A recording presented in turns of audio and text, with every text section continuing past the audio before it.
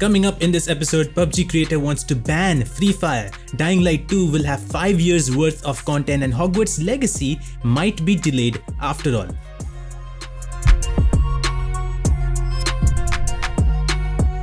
PUBG creator Krafton has filed a lawsuit against Apple, Google, YouTube and the free-to-play game company G-Arena over two mobile games. Those are Free Fire and Free Fire Max.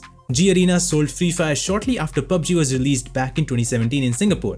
That apparently led to a complaint and a settlement, but that settlement never included permissions to distribute the game of Free Fire.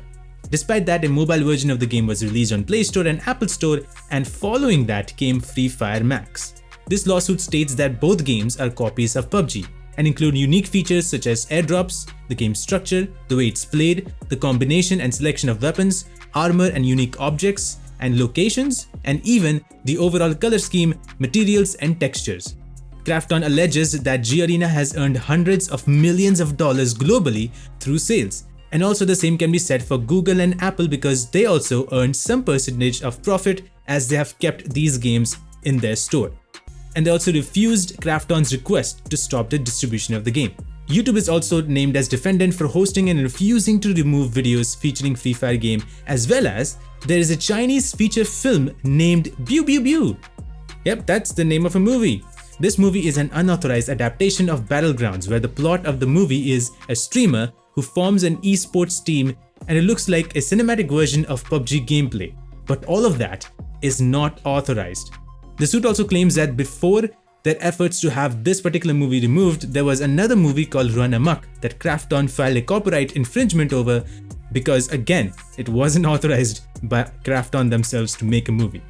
It's crazy to see that this lawsuit not only covers movies but also covers a video game that is very similar to PUBG, that is Free Fire. Now Free Fire is very popular in India too. We have seen an advertisement of Bhuvam Bam and Shraddha Kapoor in a song about Free Fire. But this might go in a different way as well. Ubisoft also filed a lawsuit against Rainbow Six Siege clone, but after the game devs removed that clone from their store, Ubisoft decided to withdraw their legal actions. So maybe Krafton can do the same if Google and Apple decides to unlist their games from the store. However, Krafton is against the sales of Free Fire games and also the unauthorized movies made on PUBG. What do you think about this situation between Krafton and Free Fire? Let us know in the comments below. After Techland tweeted that in order to complete 100% of Dying Light 2, you need 500 hours, a lot of people had conflicting thoughts about the game. Techland also talked about how you can complete the main game with some side quests and some exploration of the whole world in under 100 hours, which brought even more questions on what you could possibly do for the next 400 hours. Looks like that might have been answered. Techland puts out another tweet saying that there will be 5 years worth of content with new stories, locations, in-game events and more. We have seen this with Dying Light as well, where the game will have certain events or activities to do and it has been done for a long amount of time. And looks like this time around, it would be even more. Dying Light 2 overall looks really impressive. It's a huge world, there's a lot of things going on in this game with improved parkour, obviously improved visuals and improved storyline, I hope so. Techland also confirms that the game will get 2 more paid DLCs at least. So maybe that is what you will do for the next 400 hours, but that still feels like a lot of hours. Dying Light 2 is coming on February 4th, which is a day before my birthday, so Techland, maybe gift me a game? Hogwarts Legacy seems to be one of the games that is coming out this year, but it looks like that game can be delayed.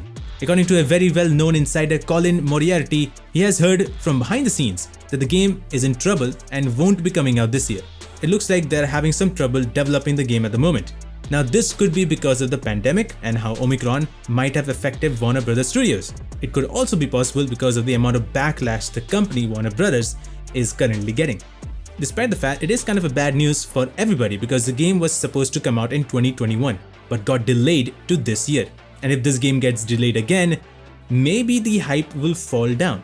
On the other hand, it might be the right thing to do because releasing a game which is not in the best condition will just turn out to be another Cyberpunk.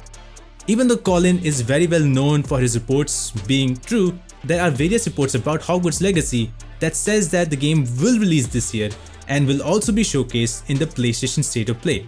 This PlayStation State of Play is also rumored to be happening in the first week of February. So with that being said, it's quite obvious that you should not take any of these rumors or information too seriously because none of this is official. We will have to wait and see from Warner Brothers Games to get an official statement. Well, those are the top gaming news of this very week. I hope you guys enjoyed this and got some information out of it. If you did, leave us a like, drop down a comment, and also subscribe to watch more of these videos every single week.